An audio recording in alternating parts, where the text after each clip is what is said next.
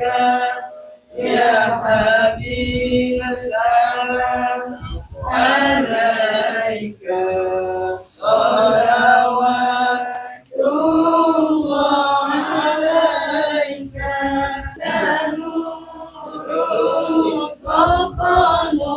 نوري أنت إكسير وغالي أنت مصباح الصدور يا نبي سلام عليك يا رسول سلام عليك يا حبيب سلام عليك صلوات الله عليك أشرق البدر علينا فارتفعت منه البدور عسى ما رأينا قد يا وجه السرور يا نبي سلام عليك يا رسول سلام عليك يا حبيب سلام عليك صلوات الله عليك النبي محمد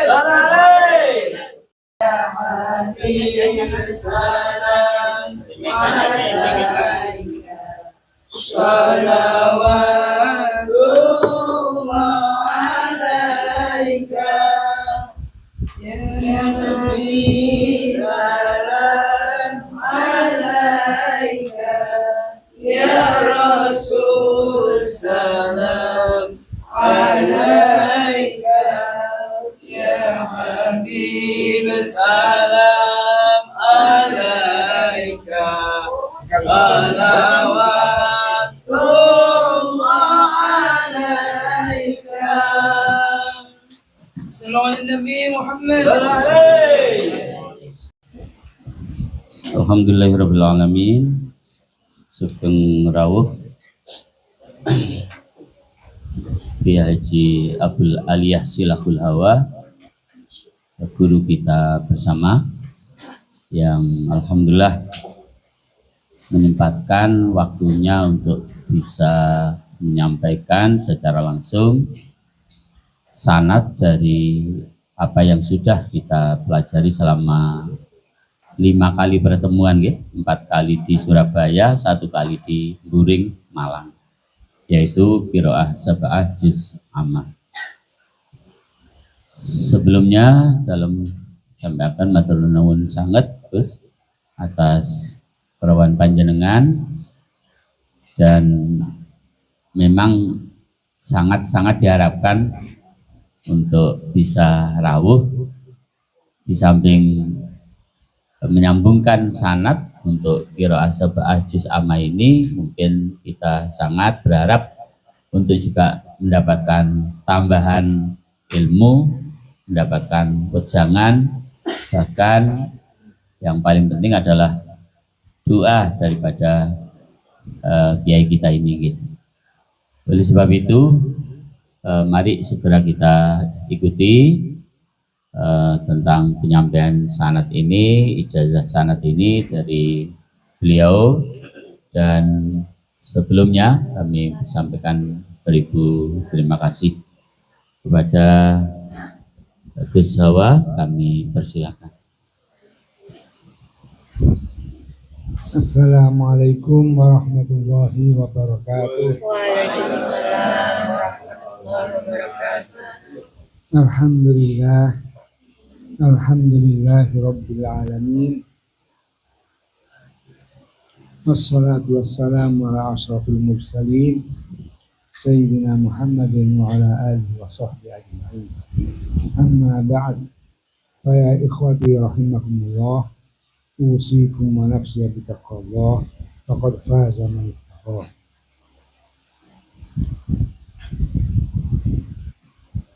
Yang mulia Sahibul Karamah Waliullah Ihya Ulumuddin yang kami taati, dan segenap jajarannya yang tidak bisa saya sebutkan satu persatu.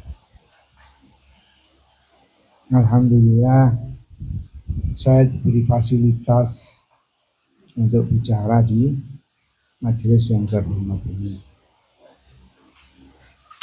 Sebelum saya melanjutkan kata-kata saya, sanadnya sudah dibacakan apa belum? Terus pemberian ijazah sudah belum? Hah? Dereng. Pun. Kalau itu,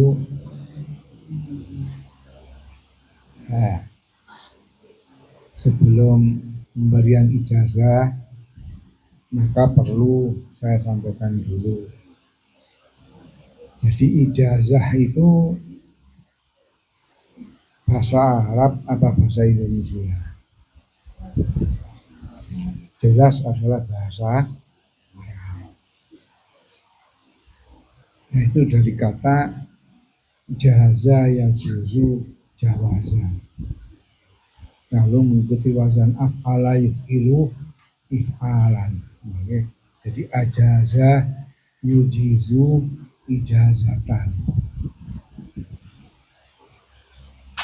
Artinya ijazah itu memberi izin. Jadi itu asal usulnya dari Nabi Muhammad SAW. Jadi ada satu pelton tentara, lalu Nabi Muhammad SAW menulis sebuah surat.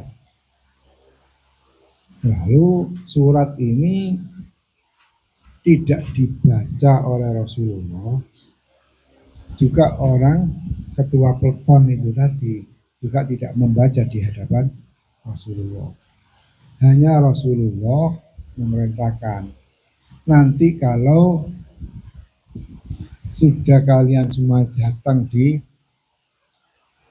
tempat hakala, maka kaum suruh berkumpul dan surat ini bacalah di hadapan kaum itu.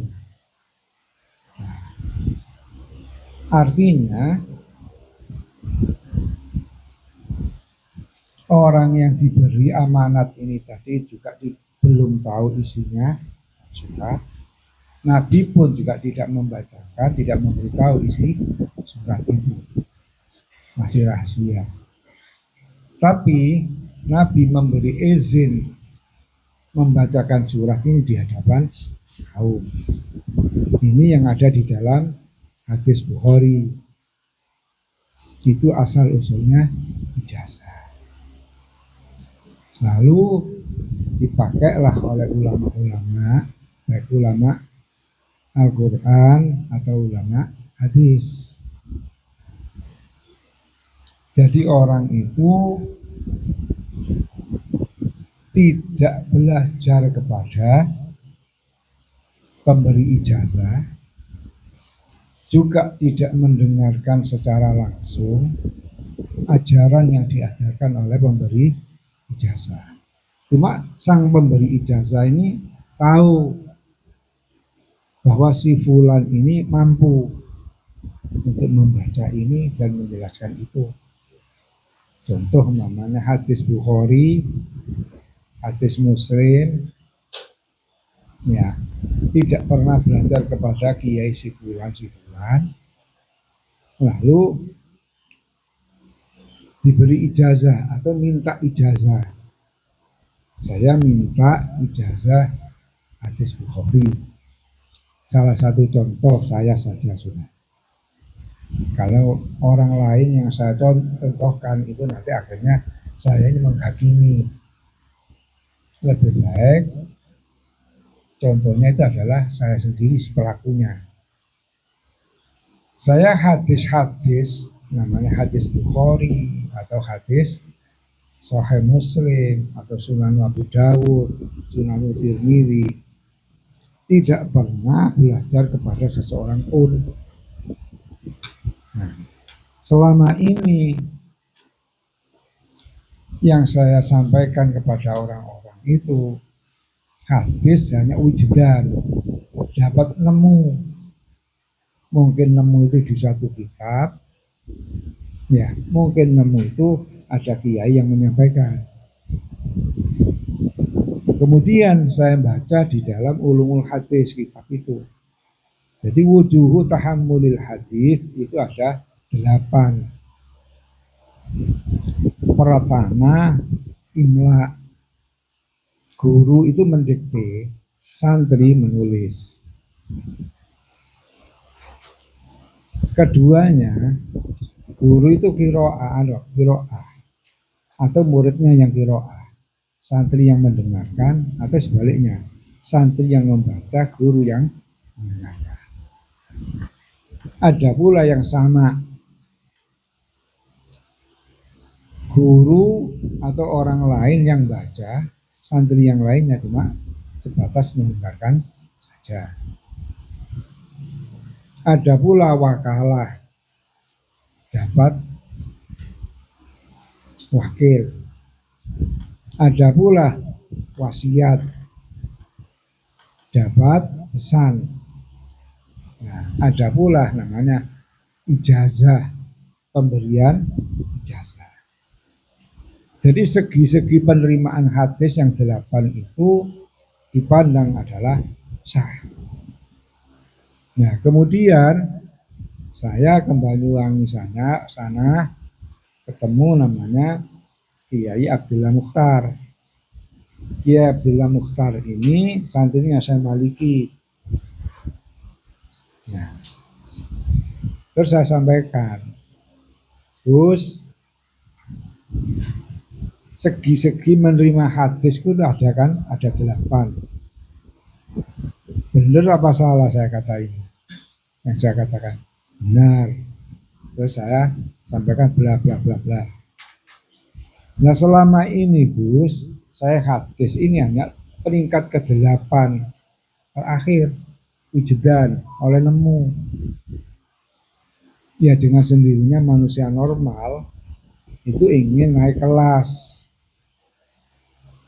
Nah, naik kelasnya ini saya minta sekarang ini supaya saya diberi ijazah hadis.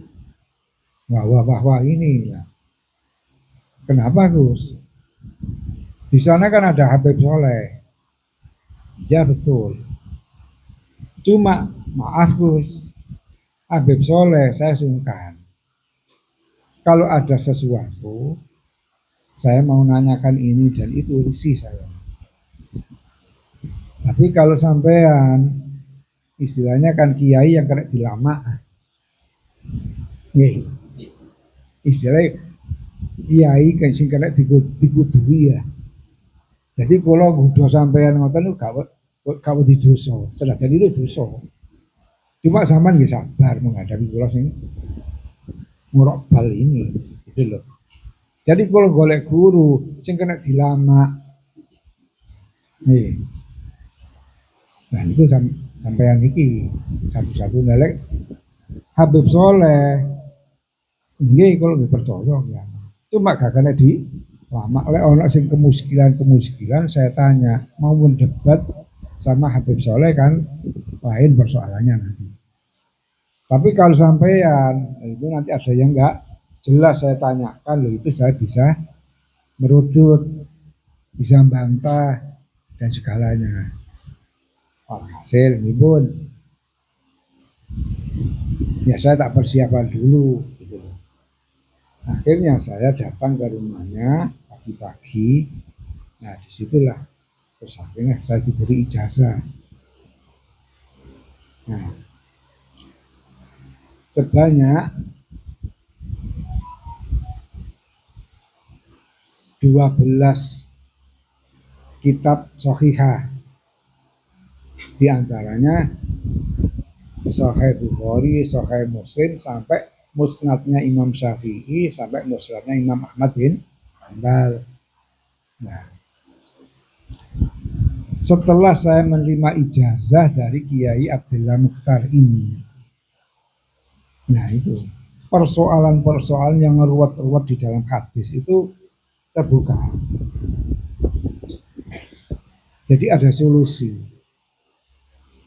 Ini ya pasti maksudnya hadis. Nah itu akhirnya bahasa kitab lagi ketemu. Itu diantaranya faedah dan manfaatnya pemberian ijazah. Tapi saya sendiri tidak pernah mengaji secara langsung. Kiai Abdillah yang bala saya dengarkan atau saya baca hadis itu di hadapan. Nah, cuma Kiai Abdillah berkenan memberi izin saya untuk membaca hadis Bukhari dan seterusnya. Sehingga sanad saya hadis itu sampai ke Imam Bukhari, Imam Muslim, Imam Baihaqi, sambung dengan lewat ini. Itu saya hitung. Dari Imam Bukhari itu paling banyak itu cuma 27. Dari Imam Bukhari. Ada yang cuma 25, ada yang 24. Nih. Lalu beliau tinggal saya, katanya.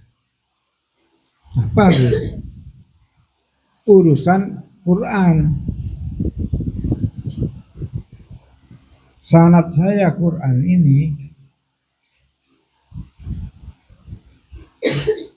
ya mungkin ada, cuma tidak tertulis. Nah, maunya minta ijazah saya sanad. Nah, kalau Al-Quran Gus, kan tidak bisa tidak. Sanadnya Al-Quran, maka syaratnya sampean harus baca di hadapan saya 30 juz. Jadi berbeda dengan Al-Quran, berbeda dengan hadis. Kalau hadis bisa sesederhana itu, tapi Al-Quran itu tidak diperbolehkan begitu.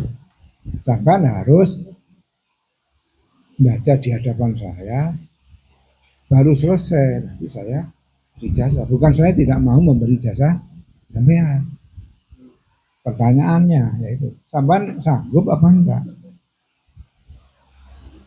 Tinggal dieksekusi, dilaksanakan di Banyuwangi sini atau di Malang sana. Lalalayala. Ini yang membuat, ya sudah. Nah, keterangan yang begitu tidak ada. Quran diberi ijazah tidak boleh. Harus talaki, harus musyafahah secara langsung. Nah, kalau Quran otomatis kan harus sambung sanadnya sesuai dengan bahasa Arab, sesuai dengan proses ini. Itu masalahnya. Nah, walhasil ijazah ini bahasa Arab yang asalnya urusan agama, bukan urusan organisasi, bukan urusan partai. Kok kemarin-kemarin itu akhirnya Muhaimin Iskandar mengatakan PKB ono sanate nang Kiai Hasyim Asy'ari ini. Ini lain persoalan itu. Nah, nah, ini orang nggak ngerti sangat ini. Urusan sanat kok dibawa-bawa ke politik, kan gitu kan? Kalau sudah urusan agama mau nggak mau ya induknya ya 4 itu, Quran, hadis, ijma, qiyas. Terus pemerintah tidak boleh ngatur-ngatur itu. Banggi ya? Pemerintahan siapapun, sekuat apapun pemerintahan itu, tidak bisa ngatur-ngatur Al-Quran, tidak bisa ngatur-ngatur hadis, gak bisa ngatur-ngatur, ijma gak bisa ngatur-ngatur.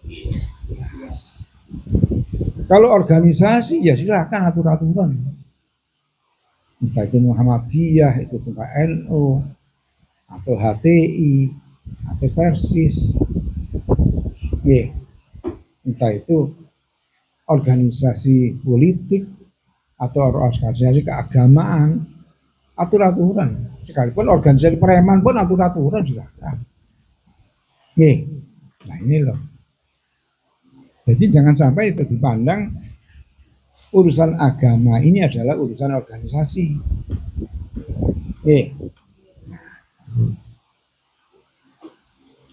Kemudian yang perlu saya sampaikan pula, ini tadi sudah bisa baca juz amma, karena kan juz sanadnya sudah. Nah, artinya sampan yang sudah hafal, sudah bisa baca itu tadi, ya, maka saya izinkan ini nanti, saya beri izin sampai membaca dengan hafalan. Kalau sudah hafal, saya izinkan untuk mengajarkan firasatah tapi juz amma. Kan yang sudah musafah kan juz amma. Tapi syaratnya sudah hafal. Tapi kalau ini tadi ada yang belum hafal, ya itu saya izinkan untuk menghafalkan sendiri. Nah ini nanti diikat dengan kata, jadi ajastukum, redaksinya dulu, antak qoro'a watu qri'a, ya, ala ma qara'tumuha, ya, bil qira'atis sab'i, ya, ala musa'idati, halo alayya biwasitati musa'idati, yang kalian baca di hadapan saya dengan pelantara asisten-asisten saya. Nah, terus diikat itu bima la jaroha fihi wala haraja, dengan bacaan yang tidak ada jarohnya, tidak ada belangnya, dan tidak ada dosanya, dengan mengharap manfaat dunia dan akhirat.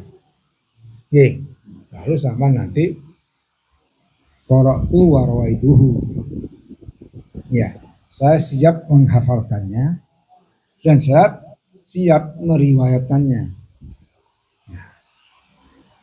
Lalu kata jaroh ini tadi saya turun di sini baru ingat, ya sudah saya siapkan sebenarnya. Hadiah untuk sampean. Kitab Al-Jarh wa Ta'dil itu. Ya. Hari mudun turun dan aduh, ahli aku. Saya siapkan gitu. Ya sudah rezekinya, cuma nerimanya belum sekarang. Itu nanti biar sama Puput apa dikirimkan ke sini nanti alamatnya itu, atau nanti kalau ke Malang sama mampir, ambil. Sekarang saya sampaikan namanya Al-Jarh ini. Ini selama saya ada di pesantren, waktu aktif di pesantren, Al-Jarh wa Ta'dil ini yang menghilang. Bisa dikatakan tidak tersampaikan di pesantren-pesantren. Berakibat orang ini buta tentang apa itu jaroh. Jadi kata jaroh itu dari kata jaroha, ya jarohu jarhan. Jadi yang berarti luka. Nah, di situ ada kata jarhan, ada jurhan. Kalau jimnya itu di fathah, itu bekas luka, tapi sudah sembuh. Bekas luka itu kan berarti kan belang. Nah, kalau jurhun itu sedang luka, terkena pedang atau celurit, ya sedang membusuk itu namanya jurhun. Tapi kalau sudah kering, sudah sembuh namanya jarah.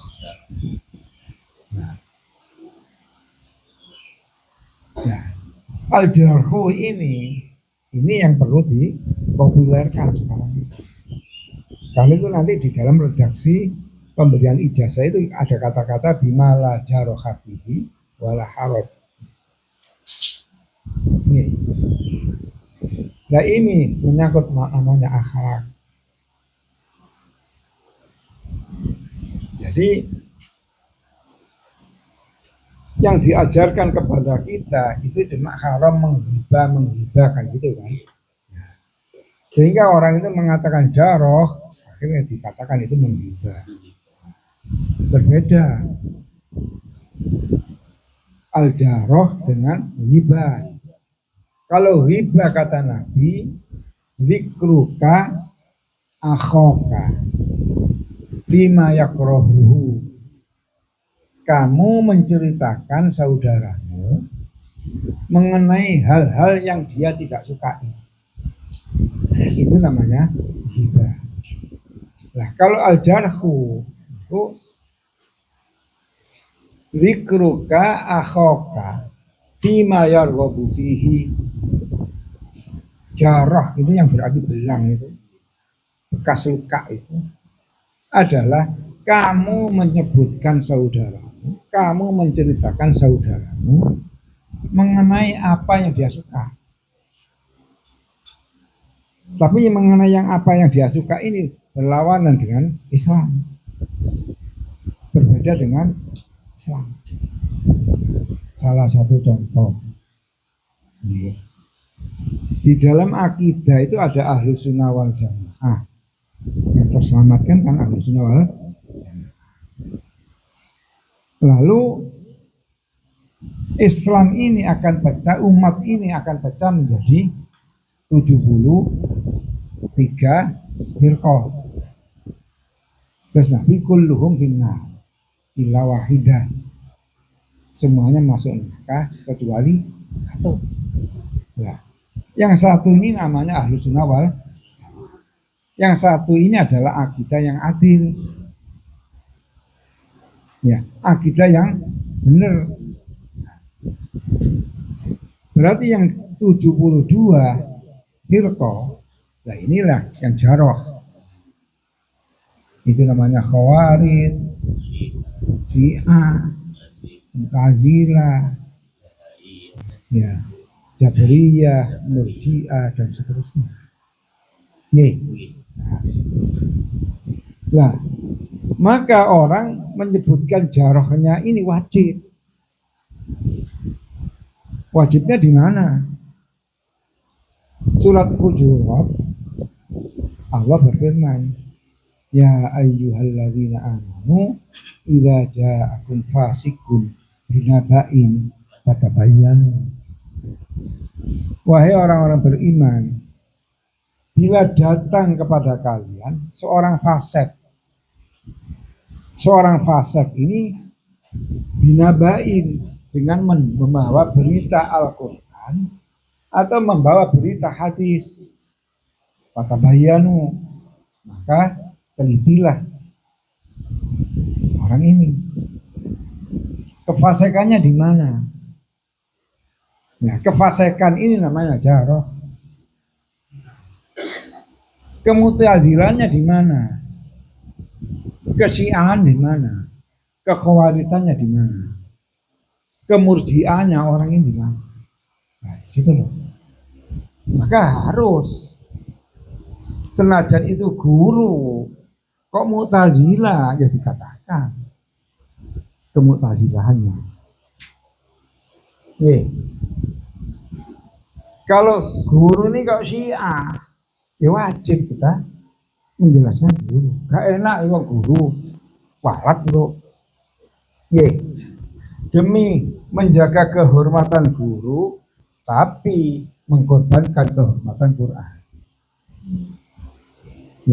Kira kita kehormatan guru sampai kehormatan Quran. sebanding apa tidak? Sini loh. Maka menjelaskan jarohnya guru, kemu'tazilahan guru, kesiaan guru, wajib demi menjaga. Nah, termasuk yang sudah sampai pelajari selama berapa kali pertemuan ini? 5 kali. Ya, sampai berdarah-darah. Kan gitu kan? Kan gitu kan? Lo itu sampan sedang mempelajari keadilannya imam-imam. Keadilannya rawi.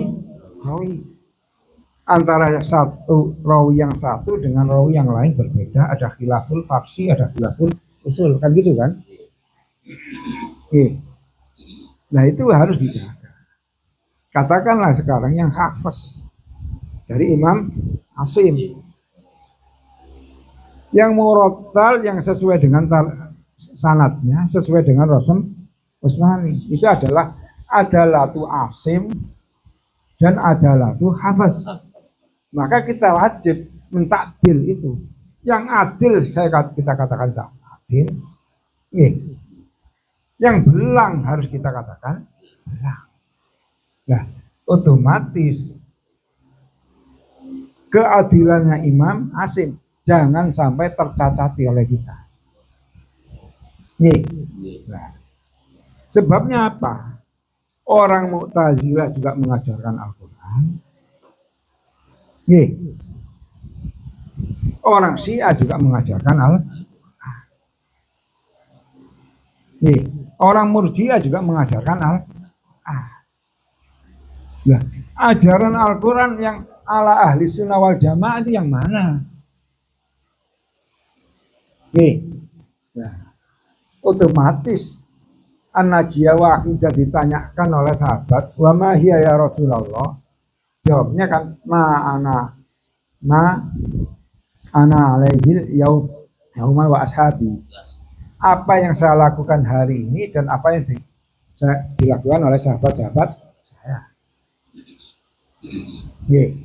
Asalnya wa ma hiya ya Rasulullah, jawab ahlu sunnah wal jamaah. Tanya lagi ahlu sunnah wal jamaah itu yang mana? Jawabnya terakhir ma ana alaihi yauma wa ashabi. Apa yang saya lakukan hari ini dan yang saya lakukan dilakukan oleh sahabat-sahabat saya. Nah, Al-Qur'anul Karim itu wahyu dari Allah Subhanahu wa taala. Teori bacanya dari Allah, susunan kalimat per kalimatnya dari Allah, huruf per huruf dari Allah, lalu diberikan kepada malaikat Jibril alaihis. Jibril diajarkan kepada Nabi Muhammad SAW, diterima oleh Rasulullah, jadilah imamnya Quran. Artinya sanad Al-Quran ini amrun daruriyun, persoalan yang pasti, tidak bisa tidak. Titik satu. Lalu wahyu dari Allah Subhanahu wa taala, susunan kalimat-kalimatnya dari Allah, tapi tidak melalui Jibril, tidak lewat Jibril, langsung diberikan kepada Nabi Muhammad SAW. Nabi Muhammad sebagai rawinya, maka namanya hadits qudsi. Otomatis berbeda dengan Al-Quran. Orang junub baca juga boleh, orang yang haid baca juga ya boleh, orang yang nggak punya wudhu megang juga ya boleh. Hadits qudsi dibaca di dalam sholat sahabat tidak. Tapi Quran dibaca di dalam sholat sah. Ini perbedaannya hadits qudsi sama hadits Al-Quran. Sama-sama wahyu dari Allah, sama-sama firman Allah, tapi tidak melalui Jibril.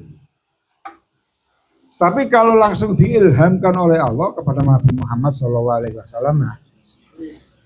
yang menyusut kata-katanya Nabi Muhammad, yang merangkai kata-katanya Nabi Muhammad, artinya dari Allah, ini namanya hadis nabawi. Ya, otomatis KW3 wahyu tapi KW3 kan gitu kan?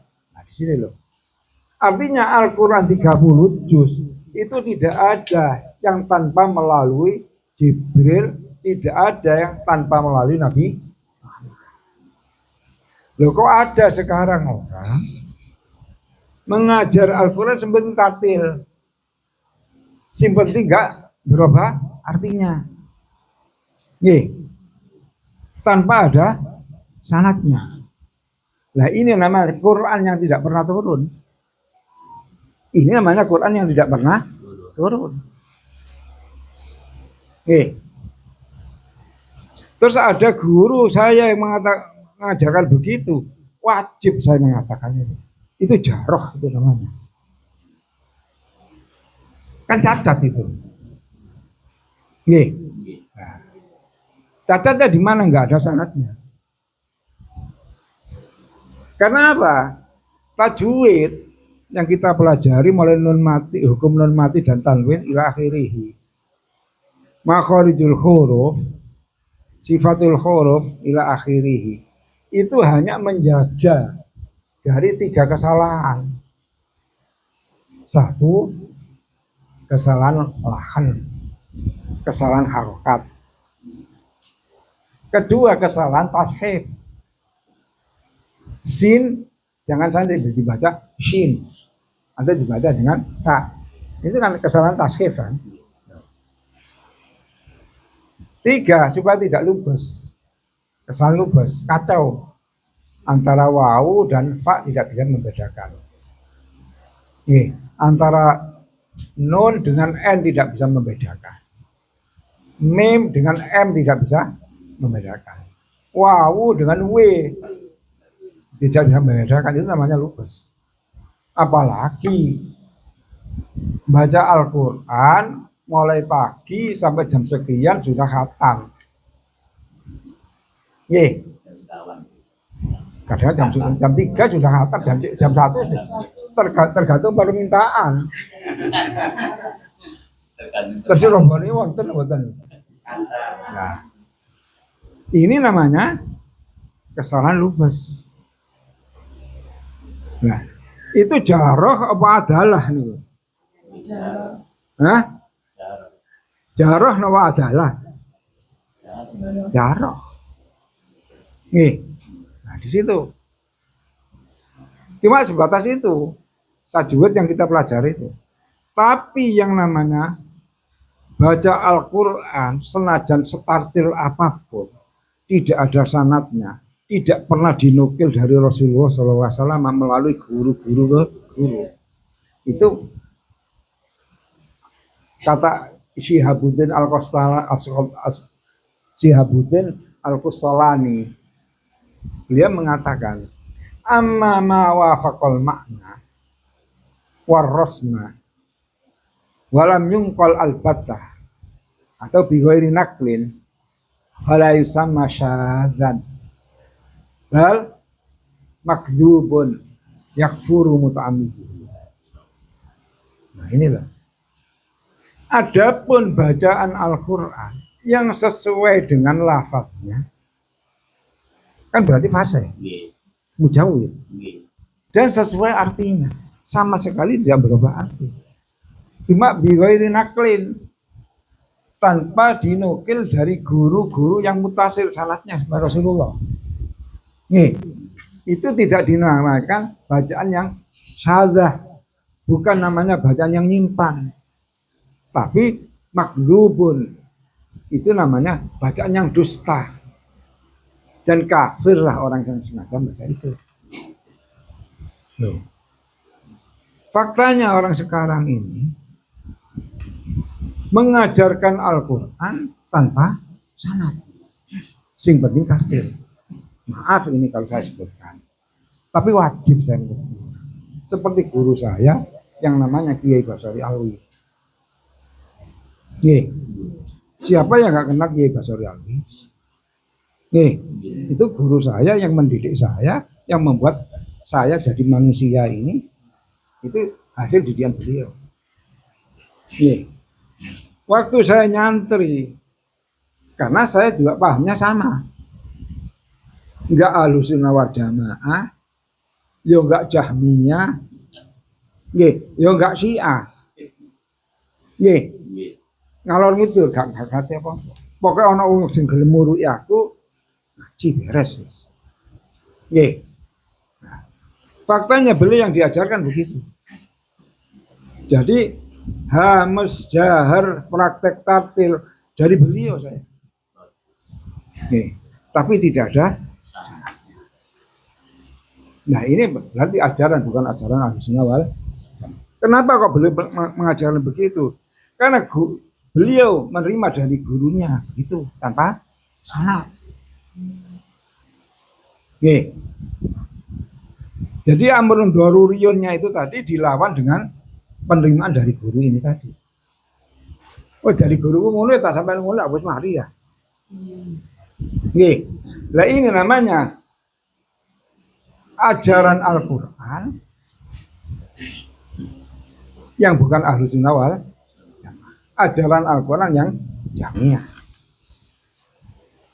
Jadi ternyata guru saya orang Jahmiyah Syiah. Loh, Syiahnya Kiai Basri Alwi di mana? Nah, beliau orang Nahdien banget kan? Terus merasa itu adalah orang Ahlussunnah wal Jamaah tulen. Saya pun waktu ngantri juga demikian. Karena bodoh. Nih, waktu saya mempunyai problem, orang kalau santri mendapatkan problem, mau mengadu ke siapa? Kalau nggak ke guru. Kan gitu kan? Apalagi problemnya ini menyangkut sama keluarga. Disampaikan keluarga, mental kan gitu kan? Otomatis satu-satunya juru selamatnya adalah guru. Saya pernah otomatis ngadu sama Kiai Basri Alwi. Hampir setengah jam saya menyampaikan dengan tetesan air mata. Saking beratnya masalah yang saya hadapi. Nah, walhasil akhirnya dikasih ijazah baca sholawat. Mungkin kiai-kiai wali-wali yang ada di hadapan saya ini apal semuanya. Bunyinya sholawatnya Allahumma sholli ala Muhammadin, ada ala Sayyidina Muhammadin kan. Qad khilati fa'adzirni ya Rasulullah. Baca 1000 kali. Nah, ini sudah nggak nyolowedi sih ya. Lalu beliau mengatakan ini dibaca harus di luar rumah. Nah, di tempat-tempat yang mustajabah. Lalu saya tanya, di mana Ustaz tempat yang mustajabah itu? Ya di makam-makamnya aulia itu. Seperti di Surabaya sana. Kalau di Singosari sini makamnya Mbah Thohir. Oh. Ya. Cuma biidznillah biiradatillah itu saya lakukan, saya laksanakan, cuma saya nggak suka di kuburan itu loh. Entah kok saya nggak suka, saya laksanakan di luar rumah, dilanggar. Ya alhamdulillah setelah saya baca 1000 kali malam itu, pagi saya kan tidur karena malam begadang. Itu langsung saya dibangunkan, persoalan selesai. Nah disinilah letak kesiaan Kiai Basri Alwi. Mana kesiaannya? Karena melanggar hadis Nabi, la taj'alu qabri wasanan. Shollu alayya fa inna sholatakum tablughuni. Ini hadis yang diriwayatkan oleh Imam Malik di dalam kitab Muwatta. Kalau nggak percaya sampai baca nanti di sana. Lebih baik sama nggak percaya. Lek percaya akhirnya nggak mau tuh. Lek nggak percaya akhirnya golek kitab Muwatta diwaca mulai awal dan akhir kan lebih bagus. Di situ kata Nabi, jangan kalian jadikan kuburan saya ini wasanan, tempat pemujaan. Tempat pemujaan itu kan tempat berdoa. Sallu alayya fa inna sholatakum tablughuni, kata Nabi. Bersolawatlah kalian kepada aku,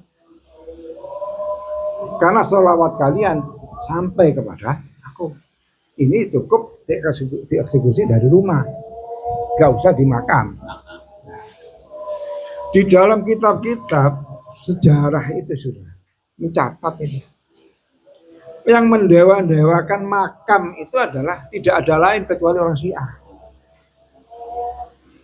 Faktanya makamnya Sayyidina Ali bagaimana? Dihilangkan ini kan dibangun masjid yang megah, terus jadikan tempat pemujaan. Makamnya Sayyidina Hasan dan Husain bagaimana? Kan dirawat. Padahal Sayyidina Ali, Sayyidina Hasan, Husain tidak pernah mendewa-dewakan makamnya Rasulullah. Bahkan ada sebuah hadis itu, tahu ada orang itu ke makamnya Rasulullah setelah Isya itu ditunggu, maunya diajak makan malam, sampai akhirnya keluar, ditanyai, dikasih makan malam itu sama Sayyidina Hasan. Apa yang kamu lakukan di sana? Berdoa dan segalanya. Terus akhirnya Sayyidina Hasan, apa kamu nggak dengar Rasulullah bersabda, la taj'alu qabri hasanan, shollu alayya fa inna sholatakum tablughuni. Dengan kata lain, Sayyidina Hasan sendiri kan tidak melakukan. Tapi orang bawa-bawanya Sayyidina Hasan diposisikan seakan-akan Sayyidina Ali, Sayyidina Hasan tukang mendewa-dewakan. Nah, inilah orang Syiah. Kalau orang Ahlussunnah wal Jamaah mesti patuh, taat, tunduk kepada Al-Quran dan Sunnah. Ini pun sudah saya sampaikan kepada santri-santri iki. Mereka pun tidak bisa membela. Karena apa? Yang saya sampaikan sesuai dengan fakta dan data. Nah, saya harus mengatakan begitu. Artinya mengajarkan Al-Quran yang tidak ada sanadnya, hentikan. Lagi ya, itu adalah kesalahan, bukan keadilan itu. Juga mendewa-dewakan kuburan itu harus hentikan. Bukan kok ngirim orang arwah, pada arwah itu dilarang. Lain itu. Menjadikan kuburan ini sebagai masjid-masjid ini loh. Tempat peribadatan ini loh. Nah itu loh yang saya nggak boleh. Situ. Ini nanti saya teruskan sedikit. Saya tuntas. Di dalam kitab Hakikatus Sunnah wal Bid'ah yang dikarang oleh Imam Suyuti. Imam Suyuti adalah orang Syafi'i tulen. Nah, itu beliau mengatakan, menyampaikan hadis dalam kitab itu. La taj'alul kubura masajida. Wa ja'alu buyutakum masajid. Shollu alayya fa inna sholatakum tablughuni. Kalau tadi kan khusus makamnya Rasulullah yang tidak boleh dijadikan pasanan. Sekarang secara umum Nabi mengatakan, jangan kalian menjadikan kuburan-kuburan itu sebagai masjid-masjid. Jadikanlah rumah-rumah kalian sebagai masjid. Bersolawatlah kalian kepada aku karena solawat kalian datang kepada aku. Nah, ini Imam Suyuti menjelaskan apa maksudnya menjadikan kuburan sebagai masjid. Amaliyah sunat itu jangan sampai dilaksanakan di atas kuburan. Tapi amaliyah sunat itu laksanakan di rumah-rumah. Kalau masjid yang ada itu dibuat melaksanakan yang fardu-fardu. Sholat qobliyah ba'diyah itu di rumah. Nabi kan gitu. Setelah qobliyah baru Nabi berangkat ke masjid. Setelah selesai pulang lagi sholat dia di rumah. Gitu maksudnya. Nah, kita biasanya kolnya siapa begitu. Makam ini dijadikan tempat yang utama, majelis utama. Ye, khataman sedina sewengi ya niku. Nah ini namanya menjadikan makam itu sebagai masjid. Bukan kok makam itu tadi dijadikan masjid. Nah, kirim doa kepada arwah cukup di rumah, dikirimkan kepada arwah-arwah itu. Nah, ini waktu saya aktif di pesantren, ini hadis ini tidak pernah keluar. Insya Allah panjenengan sedangkan kan semerat latar belakang kulo sinten. Nah itu. Kembali lagi. Jadi orang-orang yang mendewa-dewakan kuburan itu adalah orang Syiah. Begitu pula Kiai Musta'in. Sama. Kalau ngajarkan qiraat asim riwayat hafaz yang apalan atau binador itu tidak terkontrol tajwidnya. Nah, karena saya menerima ini dari Kiai Mufid, maka saya menerima dari Kiai Mufid begitu saya ajarkan ya begitu. Nah ini namanya orang Jahmiyah. Apa Jahmiyah itu? Al-Jahmiyah itu man aradun nususa bi ara'i rijal. Jadi orang Jahmiyah itu adalah orang-orang yang melawan redaksi Al-Quran, melawan redaksi hadis di ara'i rijal dengan pendapat-pendapat tokoh-tokoh. Qur'ane waratilil Qur'ana tartila. Loh kok ini saya mengajarkan begini. Saya menerimanya dari Kiai Mufid demikian. Ya saya ajarkan demikian. Dengan kata lain waratilil Qur'ana tartila dibantah mbak gurunya kan. Nah ini loh, ini namanya orang Jahmiyah. Sedangkan saya ngaji ke beliau Kiai Musta'in ini, saya belajar sabaannya. Nah sabaannya ini beliau menerima dari Mbak Arwani. Nah dalam waktu saya setor ini, loh, kalau sudah waras mat arid atau mat far'i atau mat wajib atau mat jaid atau mat lazim kan panjangnya 3 alif. Waktu bima unzila itu tangan beliau ke atas. Nah, kok belum turun nih kok saya unzila teman-teman. Jadi saya waktu bima sampai kelirik tangannya beliau ya bima terus kok gini unzila. Nanti ketemu mat lagi gitu. Nah ini namanya keadilannya Kiai Musta'in. Nah tadi jarah itu tadi. Lah yang jarah ini harus dihentikan, yang adil harus diteruskan. Juga ada Syiahnya juga ada. Kadang-kadang saya datang, Rai Gus, nonton apa Cak? Ustaz betul nonton.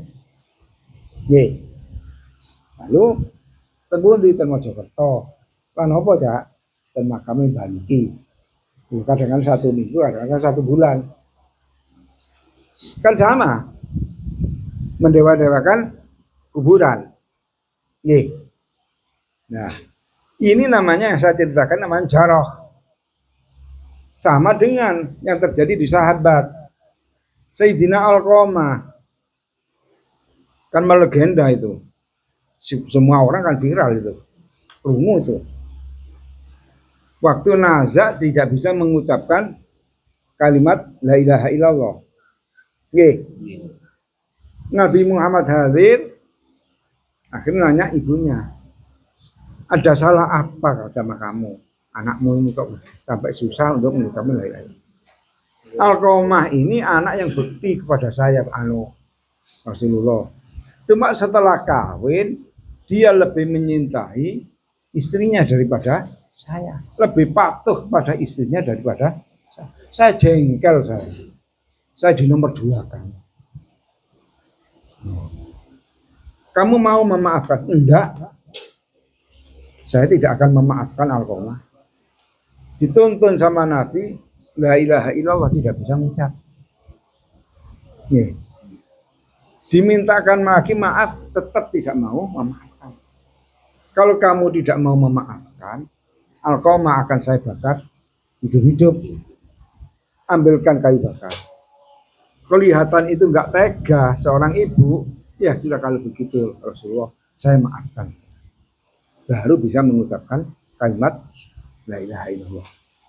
Loh, ini namanya bukan keadilan Alqamah. Ini adalah jaroh. Karena hukukul waliden itu tadi bukan ajaran Rasulullah. Ajaran Rasulullah kan birrul waliden. Ajaran Quran ihsanan. Bukan taat kepada orang tua loh. Cuman padosi di Quran itu. Wabil walidaini ihsana. Wabil walidaini husna. Nek hadis birrul walidain. Lah ini ditahrif sama orang-orang itu. Nah, wong tua sing taat ya. Ini enggak peduli kiai atau siapa, itu bukan ajaran Islam itu. Nang wong tua sing ihsan. Entah itu wong tua kafir atau muslim, wabil walidaini sing bekti. Bukan wabil walidaini taatan. Taat itu mati Allah, ati Rasul, ulil amri minkum. Gak ada watiul walidain itu tidak ada. Itu pun ulil amri minkum tidak ada kata atiunya loh. Ya, yang ada atiunya itu Allah dan Rasul. Ulil amri minkum tanpa atiu itu nanti bicara tentang mantek itu nanti. Yang lain lagi nanti melarang ini lagi.